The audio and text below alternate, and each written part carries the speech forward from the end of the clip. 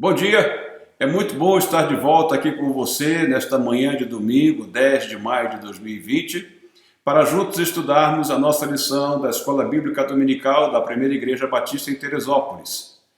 Nós continuamos os nossos estudos na revista Palavra e Vida, que tem como título A Vida de Paulo, e hoje nós vamos estudar a lição número 6, que tem por título Culpado ou inocente? É uma pergunta que nós fazemos no título desta lição. Então nós vamos ver o que o apóstolo Paulo vai nos dizer ao longo da sua teologia, o que significa para nós este termo culpado ou inocente. Mas para começarmos a nossa lição, eu gostaria de ler alguns versículos porque eu quero me prender num termo, e este termo significa a ira de Deus. Então eu começo com você lendo João capítulo 3, verso 36. Vejamos o que nos diz. Quem crê no Filho tem a vida eterna. Já quem rejeita o Filho não verá a vida, mas a ira de Deus permanece sobre ele. João 3, 36. Ainda, Romanos capítulo 1, verso 18, o apóstolo Paulo diz o seguinte: portanto, a ira de Deus é revelada do céu contra toda impiedade e injustiça dos homens que suprimem a verdade pela injustiça. Um outro versículo, ainda em Romanos, no capítulo 2, versos 7 e 8, diz: Ele dará a vida eterna aos que, persistindo em fazer o bem, buscam glória, honra e imortalidade. Mas haverá ira e indignação para os que são egoístas, que rejeitam a verdade e seguem a justiça. É que o apóstolo Paulo nos diz em Romanos, capítulo 2, versos 7 e 8. Bom, então nós vimos ali em 3 versículos que aparece o termo ira de Deus. O que é ira de Deus? Qual é a ideia que nós temos da ira de Deus? Bom, ira de Deus, tá? É a reação natural de Deus contra todo pecado, contra tudo que é mal. Como você sabe, não há relação alguma entre Deus e pecado, entre Deus e o mal. Então, isto faz com que surja algo de Deus que é chamado de ira, que nós vamos explicar um pouco mais adiante. Ira é a atitude permanente do Deus justo, confrontado pelo pecado e pelo mal. Ou seja, quando o homem o confronta com o seu pecado e com o seu mal, ele está sujeito à ira de Deus. A ira de Deus, ela é totalmente diferente da ira humana. Quando nós pensamos na ira de Deus, nós pensamos com o nosso raciocínio humano, nós pensamos com um comportamento humano quando ele está zangado. Mas o comportamento humano, se nós formos procurar a definição do que é ira, ira, segundo o dicionário Michaelis, no sentido humano, é sentimento de raiva extrema ou cólera contra alguém ou algo, fúria, indignação. O exemplo, ele se põe de pé de repente, a cara contraída pela ira. Por extensão, é a externalização desse sentimento, ou seja, é alguém que sai de um comportamento e passa a ter uma atitude tempestuosa, alguém que manifesta alguma insatisfação por meio de cólera ou raiva extrema. Essa é a ira no sentido humano. Mas a ira de Deus é a sua repulsa a tudo aquilo que é contra a sua santidade, a santidade de Deus. Esta que é a ira de Deus. Na Bíblia, nós encontramos 2 termos gregos que são traduzidos para o português como ira. E nós vamos ver nesses 2 termos a diferença entre a ira de Deus e a ira humana, entre a ira do ser humano. Veja lá, um dos termos é orge e o outro é timos. Vamos ver qual é a diferença que há entre esses 2 termos gregos que são traduzidos para o português como ira. Vejamos, João 3,36 diz o seguinte: quem crê no Filho tem a vida eterna, já quem rejeita o Filho não verá a vida, mas a ira de Deus permanece sobre ele. Você consegue já começar a enxergar aí algo que tem a ver com a condenação, algo que é situacional, ou seja, alguém que está numa situação definida devido ao pecado? Quem crê no Filho tem a vida eterna, já quem rejeita o Filho não verá a vida, mas a ira, aí o termo grego usado neste versículo é orgê, de onde que diz que de Deus permanece sobre ele. Ainda, outro versículo que Paulo escreve na carta aos Tessalonicenses, na sua primeira carta, no capítulo 1, verso 10, ele diz: "E esperar dos céus a seu Filho, a quem ressuscitou dos mortos, Jesus, que nos livra da ira que há de vir." Você vai entender à medida que a gente for caminhando na nossa aula de hoje. Jesus que nos livra da ira que há de vir, ou seja, a ira de Deus é algo que há de vir. Então, orgê significa indignação, significa algo que tem a ver com o caráter. Nesse caso, orgê, que é o termo ira, se aplica a Deus devido à indignação de Deus com relação ao pecado. Não há convivência alguma, relacionamento algum entre Deus e o pecado. Então, quando a gente se refere à ira de Deus, tá? Nós estamos falando da indignação de Deus com relação ao pecado, devido a Deus ser santo e não há forma alguma de relacionamento de Deus com o pecado. Bom, na aula de domingo passado, vocês devem estar lembrados que eu falei de alguns atributos de Deus. E eu falei de atributos comunicáveis que são santidade, justiça, bondade, amor, misericórdia, longânimo e verdade.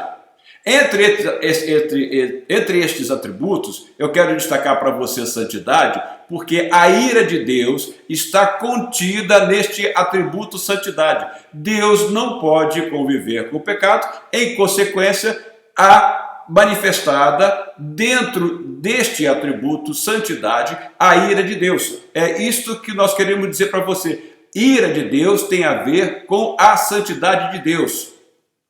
O outro termo grego que é usado na Bíblia, que nós vamos encontrar, é timos. Este termo, sim, este tem a ver com a ira no aspecto humano. Exemplo, veja lá.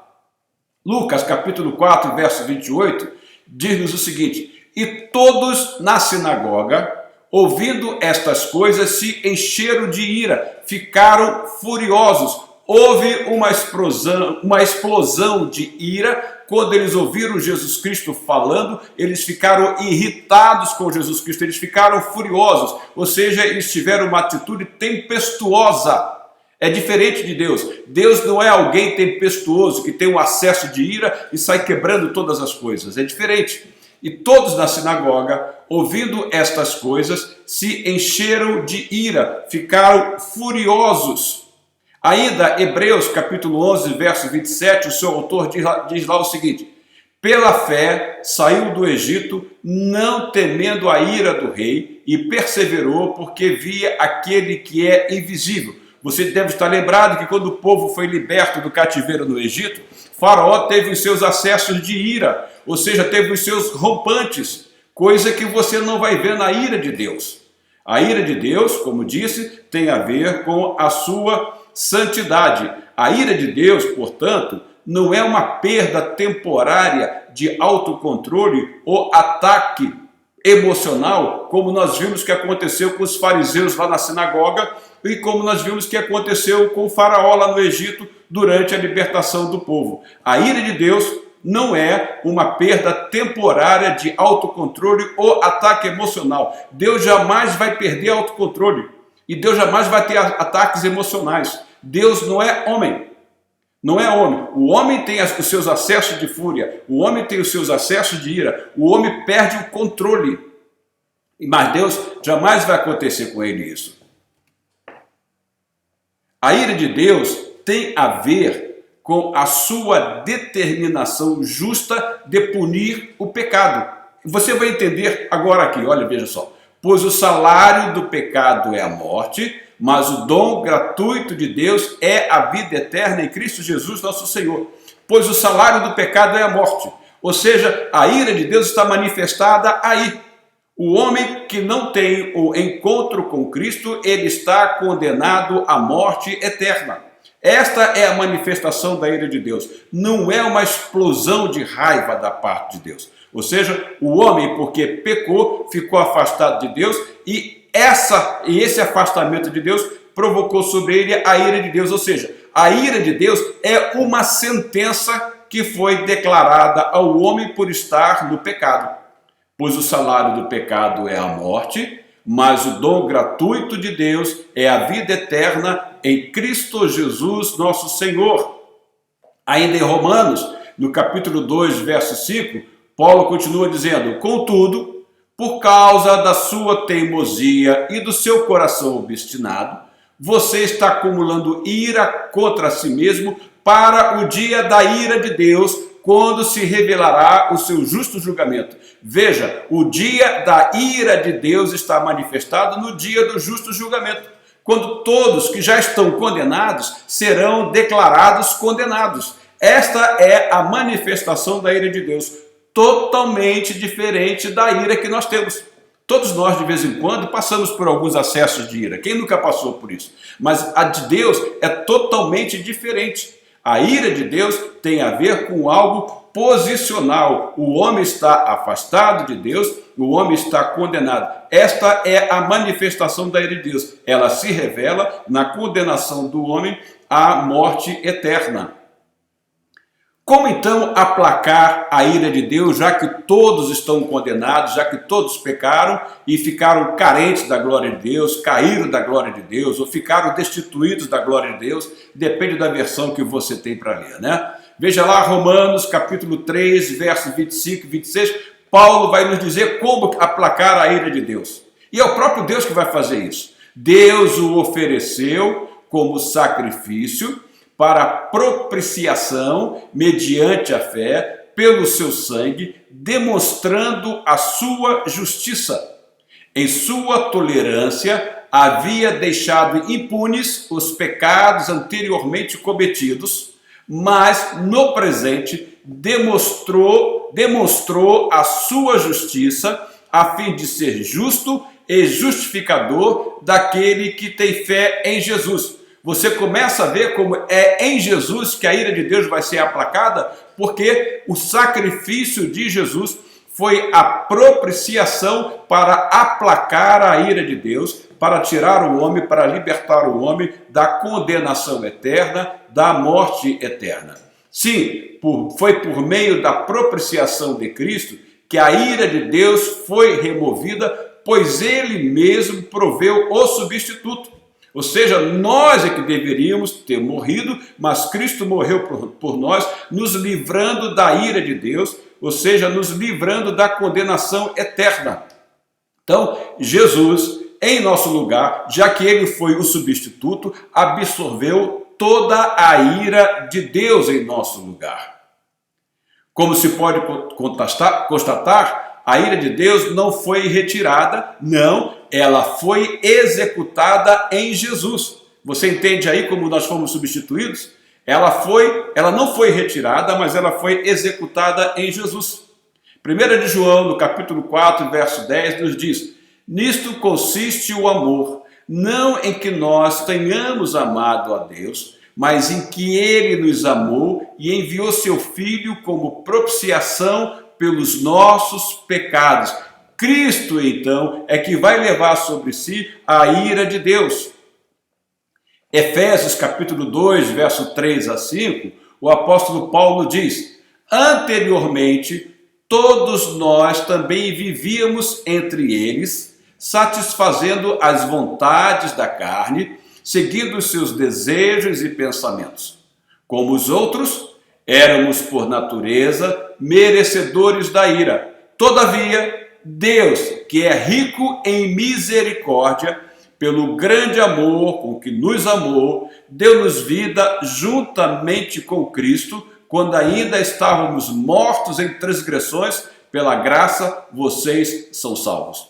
Quando ainda estávamos mortos em transgressões, quando ainda estávamos sob a ira de Deus, Deus, que é rico em misericórdia, que não nos dá aquilo que nós merecemos, mas por sua graça e por seu grande amor, que ele nos amou. Você se lembra de João 3,16, que diz que Deus amou o mundo de tal maneira que deu o seu Filho unigênito para que todo aquele que nele crê não pereça, mas tenha a vida eterna. Então, pelo grande amor com que nos amou, deu-nos vida juntamente com Cristo, quando ainda estávamos mortos em transgressões. Pela graça vocês são salvos. Ou seja, por meio da graça que foi manifestada em Jesus Cristo, nós ficamos livres da ira de Deus.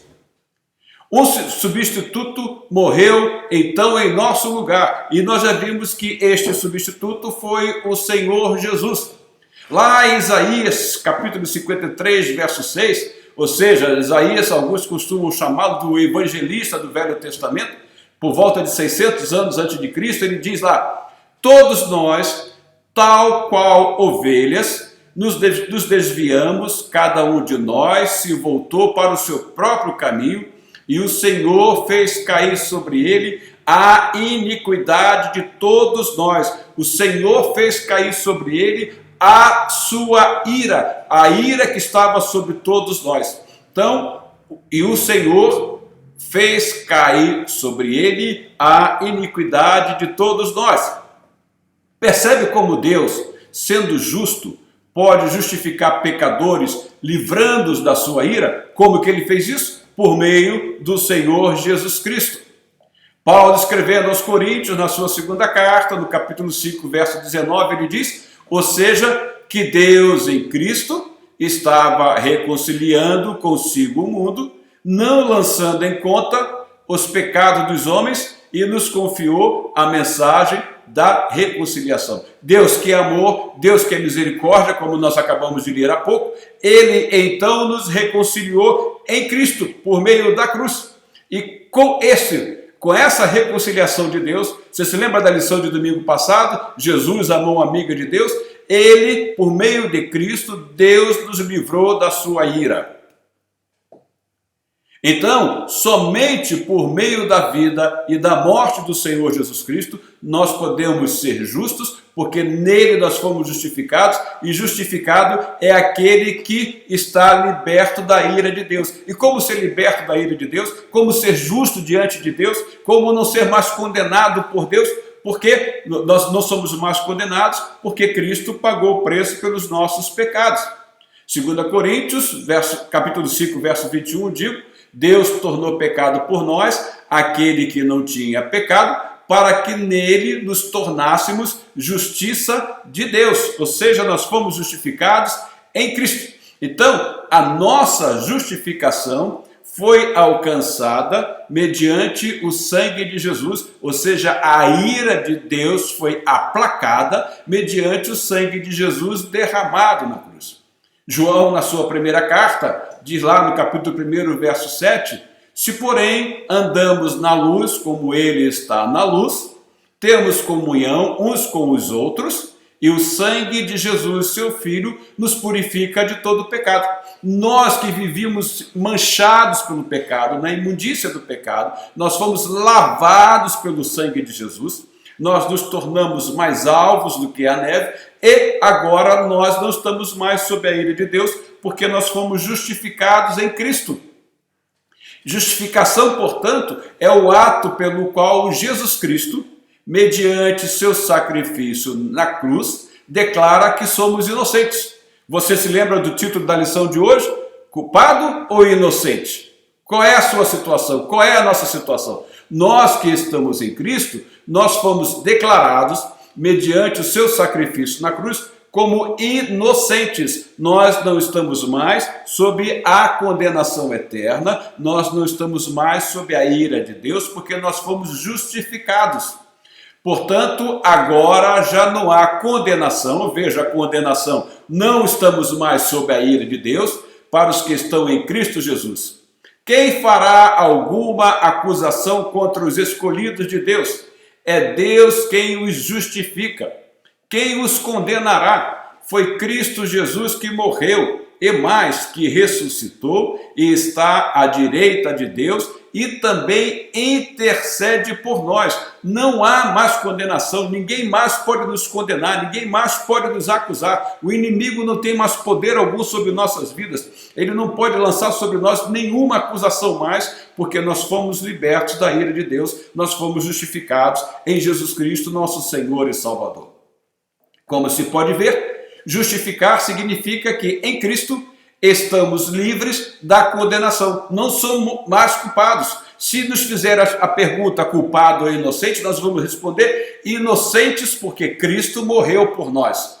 Então, justificar significa que em Cristo estamos livres da condenação, não somos mais considerados culpados.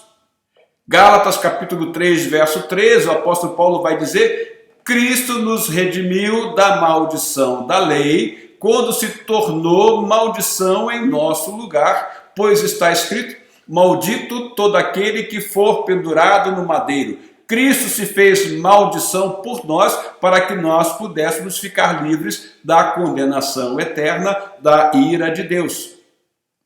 Ainda o apóstolo Paulo, no capítulo 5, verso 1 e 2, ele diz o seguinte: tendo sido, pois, justificados pela fé, temos paz com Deus por nosso Senhor Jesus Cristo, por meio de quem obtivemos acesso pela fé a esta graça, na qual agora estamos firmes e nos gloriamos na esperança da glória de Deus.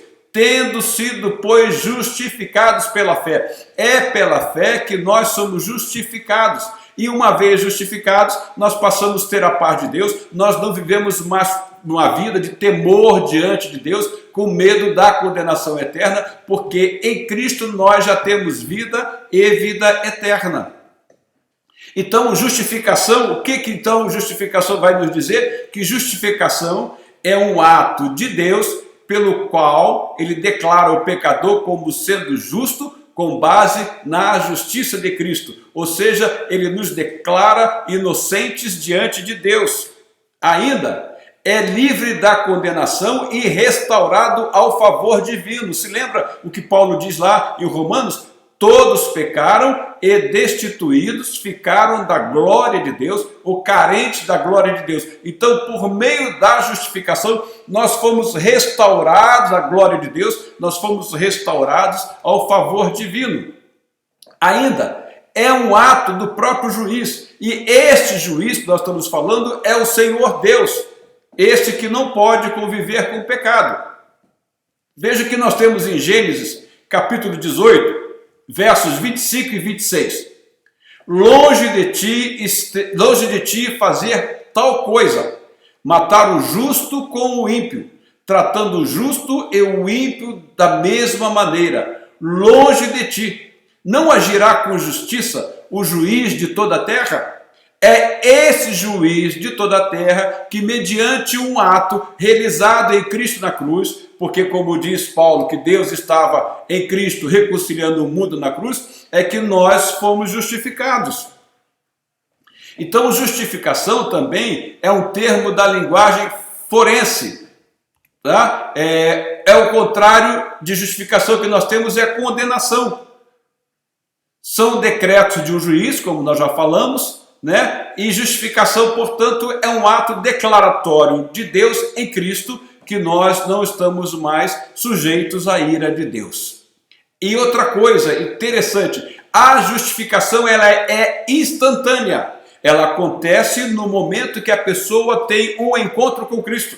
Quando ela tem um encontro com Cristo, a sua vida ela passa de condenada a ser uma vida salva. É algo instantâneo. Agora, o que eu quero dizer a você é o seguinte: nós fomos declarados justos no momento que nós tivemos um encontro com Cristo. E aí, a partir deste momento, começa a regeneração, o Espírito Santo começa a trabalhar em nossas vidas, que é o processo de santificação. Uma vez que nós nos reconhecemos pecadores e chegamos ao pé da cruz e fomos justificados por Cristo, A partir deste momento, o Espírito Santo começa a trabalhar em nossas vidas e nós começamos o processo de regeneração, o processo de santificação. Então nós fomos justificados e agora nós estamos no processo de santificação até que um dia nós seremos glorificados e estaremos para sempre com o Senhor. Então nós fomos justificados,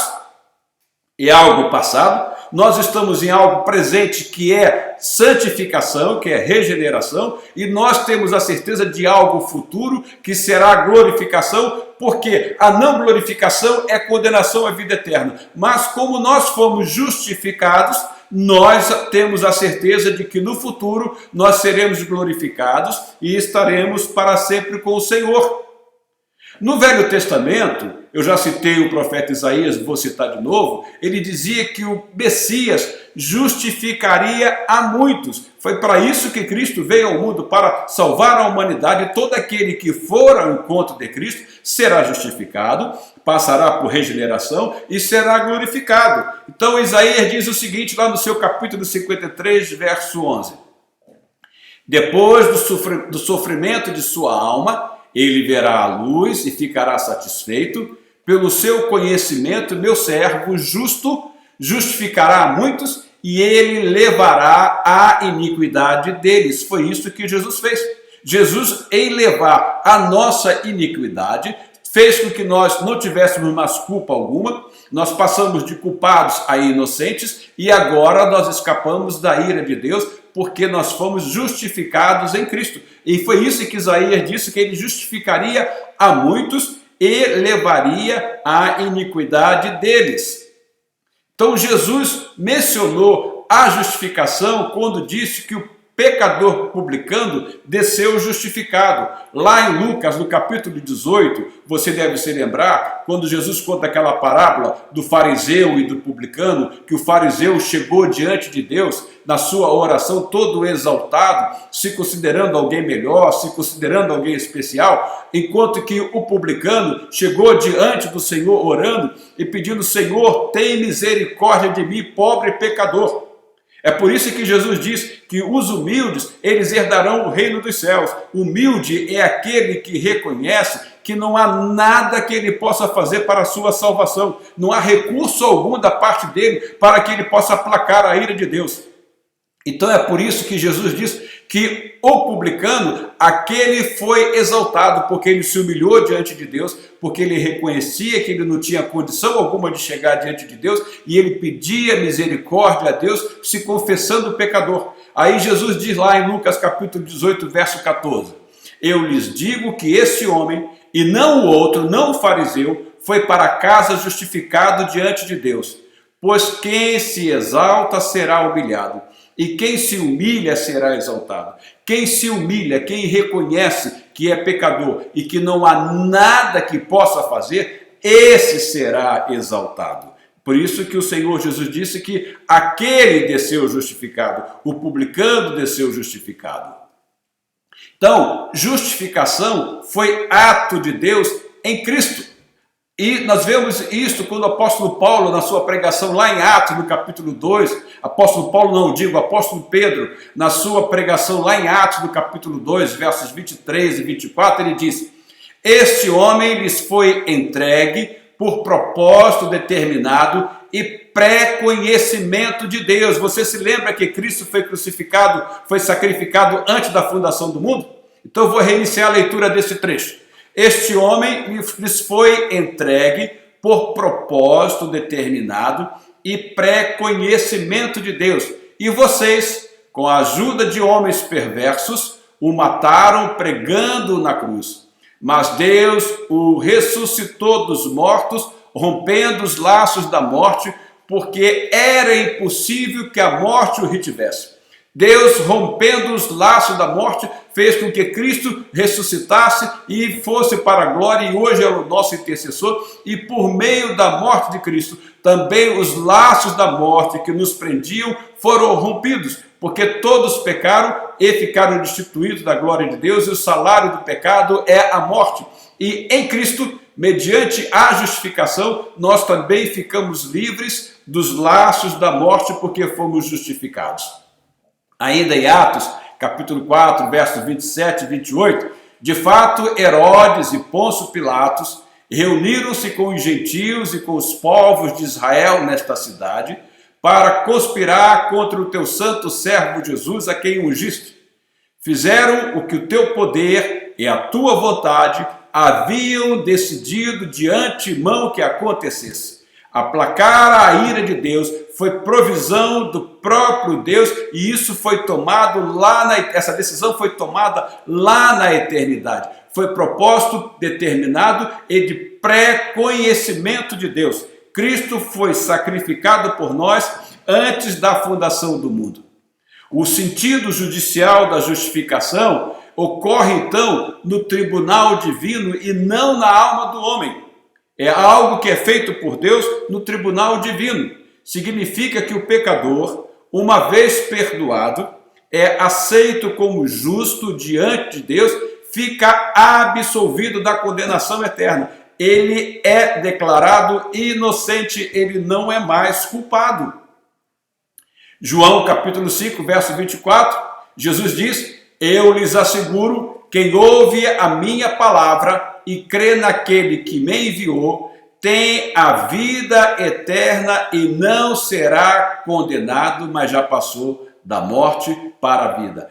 Quem crê, eu lhes asseguro, repito, quem ouve a minha palavra e crê naquele que me enviou, tem a vida eterna e não será condenado, ou seja, não está mais debaixo da ira, mas já passou da morte para a vida, porque o salário do pecado é a morte, mas quem ouve a palavra de Cristo tem a vida eterna e não está mais sob a condenação da morte, porque foi justificado, foi declarado inocente pelo sangue de Jesus na cruz. Então, justificação, resumindo, implica o perdão dos pecados. É isso que é justificação para nós. 1 de João, capítulo 2, versos 1 e 2 diz: meus filhinhos, escrevo-lhes estas coisas para que vocês não pequem.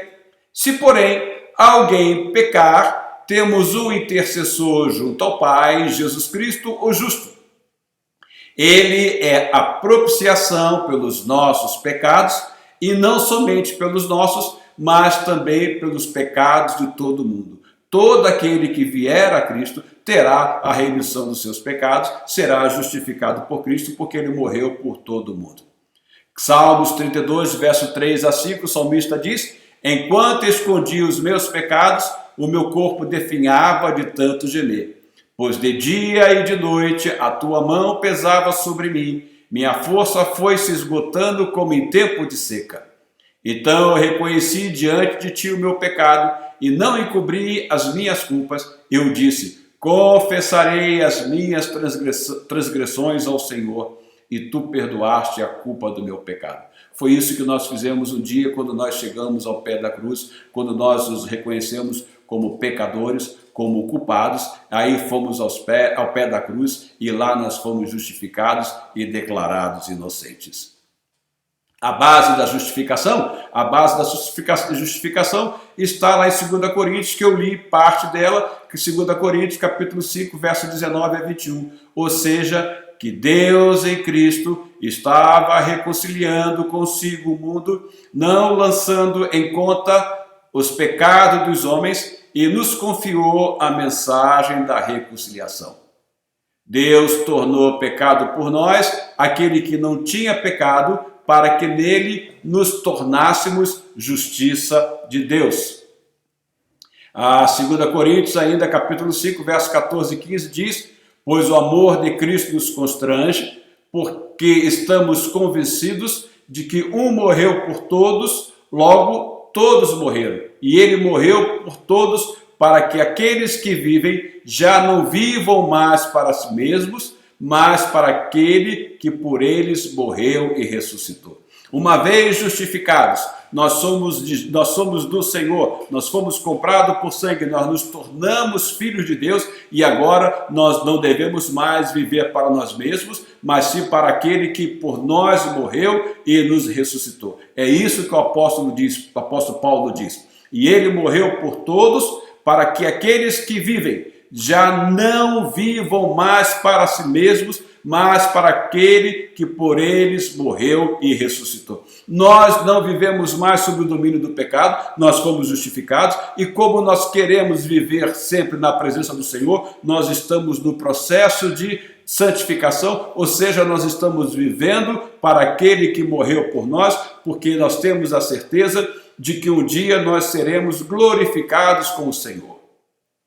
Romanos capítulo 8, versos 33 e 34, o apóstolo Paulo diz então: quem fará alguma acusação contra os escolhidos de Deus? É Deus quem os justifica. Quem os condenará? Foi Cristo que morreu, e mais, que ressuscitou e está à direita de Deus e também intercede por nós. Cristo é quem nos justifica. Cristo é o nosso Senhor e Salvador. Cristo é o nosso sumo sacerdote, o nosso grande sumo sacerdote, e é também o nosso intercessor. Quem fará acusação contra os escolhidos de Deus? É Deus quem os justifica. Quem os condenará? Foi Cristo que morreu e mais, que ressuscitou e está à direita de Deus e também intercede por nós. Romanos capítulo 8, versos 33 e 34.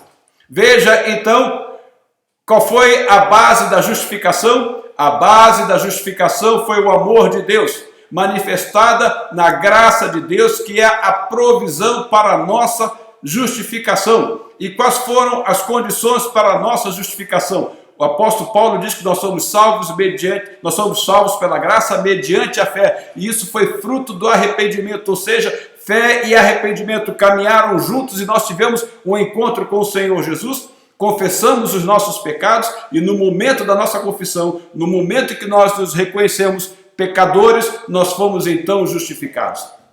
Então, a base da justificação é o amor de Deus, a provisão para a justificação, a graça de Deus, as condições para a justificação, fé, arrependimento e confissão.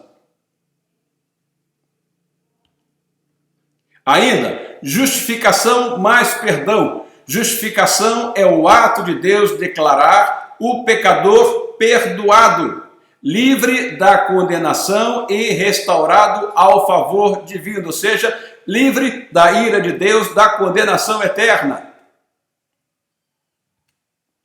Ainda, perdão é a absolvição do castigo da condenação, ou seja, perdão é ser declarado inocente diante de Deus, e isso foi por meio da justificação em Cristo Jesus.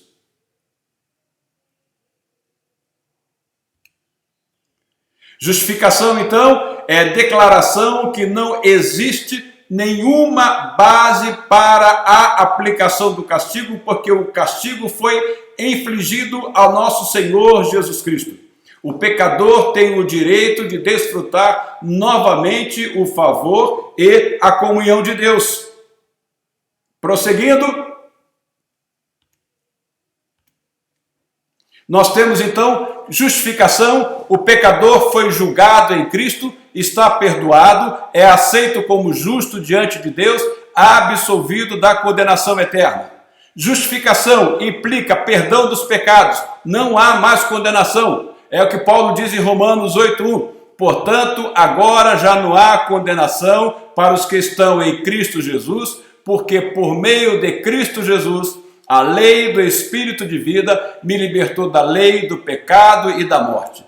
Justificação, uma nova relação com Deus e uma nova condição de vida. Se somos filhos, então somos herdeiros, herdeiros de Deus e co-herdeiros com Cristo. Se de fato participamos dos seus sofrimentos, para que também participemos da sua glória. Romanos capítulo 8, verso 17. Adoção, um ato legal e não natural, resulta da justificação. A adoção nos faz herdeiros no reino de Deus. Lembre-se, uma vez justificados em Cristo, nós nos tornamos filhos de Deus. É que Paulo diz lá em Gálatas capítulo 4, verso 5, a fim de redimir os que estavam sob a lei, para que recebêssemos a adoção de filhos. Então, em Cristo, nós somos livres. Em Cristo você pode dizer, eu sou livre porque você foi justificado. Ele pagou o preço pelos nossos pecados. Jesus, então, aplacou a ira de Deus. Jesus é a nossa justiça. Ele pagou o preço por nós. Em Cristo, eu fui perdoado, você foi perdoado, nós fomos perdoados. Em Cristo, nós fomos salvos.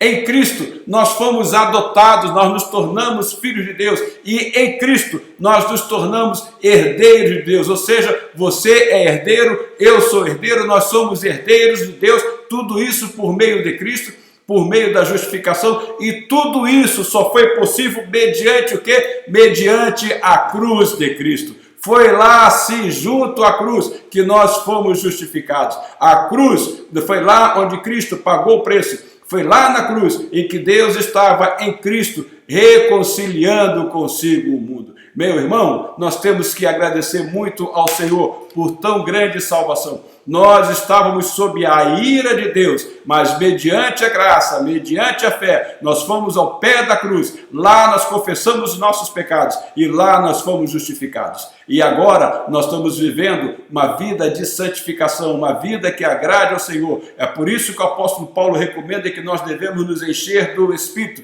Porque nós queremos estar mais juntos do Senhor, porque nós temos a certeza de que um dia nós seremos glorificados. Nós fomos justificados, estamos sendo regenerados, estamos em processo de santificação e um dia seremos glorificados. Um dia nós alcançaremos a glorificação e estaremos para sempre com o Senhor. Era isso que nós tínhamos para estudar nesta manhã de domingo. Mas ainda tenho algo mais a lhe falar nesta manhã de domingo, porque este domingo é um domingo muito especial. Este é o domingo, Dia das Mães. E você deve estar muito lembrado, você sabe muito bem disso. Foi por meio de uma mulher que, por ação do Espírito Santo, se tornou mãe, que o Senhor Jesus Cristo veio ao mundo para nos dar a vida eterna. E Ele nos salvou, Ele nos justificou a Maria, como justificou a nós e quer justificar a todo mundo. Então, o que nós queremos deixar aqui nesta manhã é uma palavra de feliz Dia das Mães a todas as mães que estão nos ouvindo nesta manhã, que estão participando desta EBD. Como diz aqui o nosso slide, o alicerce da vida começa com o amor de mãe, que nos dá força e nos renova a cada gesto e carinho. Então aqui ficam os nossos parabéns para todas as mães, aí incluídas a minha mãe, a minha esposa, a minha filha e a minha nora, aí incluída todas vocês, irmãs que nos ouvem nesta manhã. A vocês, feliz Dia das Mães e que o Senhor continue abençoando suas vidas, suas famílias e que nós louvemos juntos com nossas mães, com nossas esposas, essa graça maravilhosa que nos foi dada em Cristo Jesus mediante a nossa justificação. Portanto, tenham todos uma semana muito abençoada, comemorem da maneira possível, mesmo que seja pela internet, esse Dia das Mães. Podemos estar longe delas, mas elas não estão longe dos nossos corações. Então, mãe, mamãe, a todas vocês, feliz Dia das Mães e até o nosso próximo domingo. Tenham todos uma semana muito abençoada. Até lá!